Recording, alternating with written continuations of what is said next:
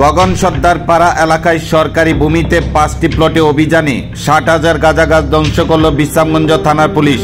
বুধবার সকাল থেকে বিকেল 4টা পর্যন্ত চলে বিশ্রামগঞ্জ থানা পুলিশের এই গাঁজা গাছ ধ্বংস অভিযান।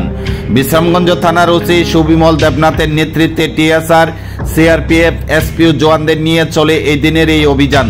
সুতারমুড়া এডিসি ভিলেজের গগন সর্দার পাড়া এলাকার তক্তুমা ডুং ও ওএনজিসি টিলা এলাকায় 5টি সরকারি প্লটে অভিযান চালিয়ে এই গাঁজা গাছগুলি ধ্বংস করেন। গাঁজা কারবারিরা বন দপ্তরের জায়গা জোরপূর্বক দখল করে এই গাঁজা বাগানগুলি তৈরি করেন। আর কিছুদিনের মধ্যে এই গাঁজাগুলি কেটে গড়ে নেওয়ার পালা ছিল।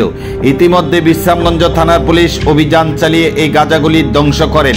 পুলিশের এই গাঁজা গাছ ধ্বংস অভিযান দূর থেকে গাঁজা কারবারিরা রক্তচক্ষে তাকিয়ে দেখতে থাকে। তবে পুলিশের সংখ্যা বেশি থাকায় গাঁজা কারবারিরা পুলিশের উপর যে হামলা করার পরিকল্পনা নিয়েছিল তা বিফল হয়েছে।